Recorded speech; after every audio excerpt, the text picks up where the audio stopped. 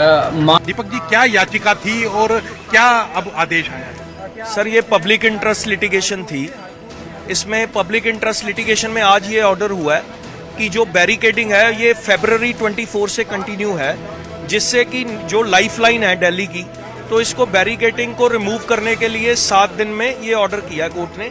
साथ में दोनों ही राज्यों को, हरियाणा और पंजाब को, आदेश दिए हैं कि कोई भी लॉ एंड ऑर्डर की सिचुएशन आती है तो आपकी बाउंडन ड्यूटी है उसको मेंटेन करना, and what ever is to be done you have to do in accordance with law and remove the barricading within 7 days। तो क्या पंजाब को भी कहा गया है या हरियाणा को कहा गया है कि बैरिकेडिंग हटाई सर, जाए? दोनों ही राज्यों को कहा गया है। लेकिन जिस पंजाब की तरफ जिस तरह से किसान बैठे हैं, तो क्या किसानों को हटाने के भी आदेश दिए गए हैं? सर, वो पंजाब गवर्नमेंट की बैरिकेडिंग हटाइए।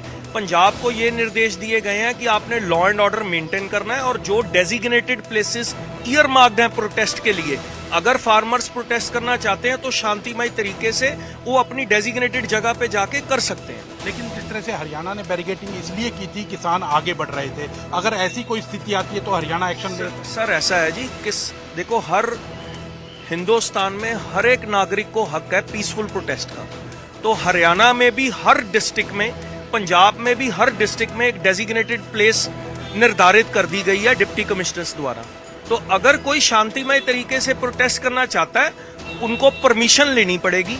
वो डिप्टी कमिश्नर से परमिशन लेके जहां भी वो करना चाहते हैं, वो परमिशन लेके अपना शांतिमय तरीके से वहां कर सकते हैं, कोई बाहर नहीं है। अगर वहाँ कोई किसी तरह की वायलेंस होती है तो उसके लिए कौन जिम्मेदार होगा? सर, कोई वायलेंस होगी तो it is the duty of both the states to maintain law and order. क्यों याचिका थी आपकी और क्या आदेश आया? सबसे पहले मैंने हाई कोर्ट में याचिका दायर की थी कि इसमें किसानों के हक में, कि किसानों का मूलभूत अधिकार है दिल्ली जाने का और प्रोटेस्ट करने का। इसके बाद कई याचिकाएं पड़ी। एक याचिका किसानों के अगेंस्ट पड़ी, फिर उसके बाद कुछ किसानों के फेवर में पड़ी, कुछ किसानों के अगेंस्ट पड़ी।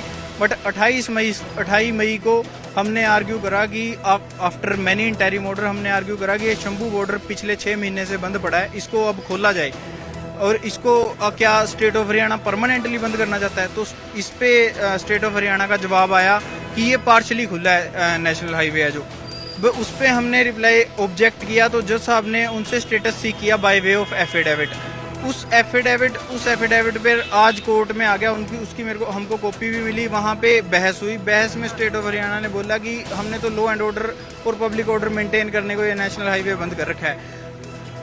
एक ग्रुप ऑफ सिटीजन जो कि नॉन वायलेंट हैं और वो अपना मूलभूत अधिकार एक्सरसाइज कर रहे हैं, fundamental rights under article 19, right to assemble, right to form association, right to move within the territory of India without any unnecessary restriction.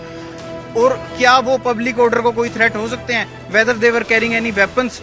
तो ये तो बल्कि weapon state of Haryana he carry कर रहा था, जिन्होंने इनके ऊपर अलग अलग तरह से हाइपरसोनिक एक वो डिवाइस भी लेके आए थे। तो इसमें आज कोर्ट ने हमारी बहस को कंसीडर करते हुए स्टेट ऑफ हरियाणा को डायरेक्ट किया है कि 1 हफ्ते के अंदर अंदर शंभू बॉर्डर खोल दिया जाए। तो पंजाब को भी कोई आदेश दिए गए हैं लॉ एंड ऑर्डर मेंटेन करने के? पंजाब को ये ऑर्डर दिए गए हैं कि आप इंश्योर करोगे फ्री फ्लो ऑफ ट्रैफिक।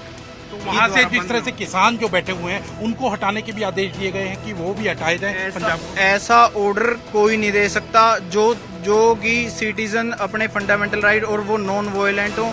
जैसे कि मैंने आपको बताया, आर्टिकल 19 के मूलभूत अधिकार है, we are born with these rights, nobody can take away. उनकी वजह से कहीं रास्ता बंद होता है तो हटाया जाएगा उनको? If they will become part of any unlawful assembly, only then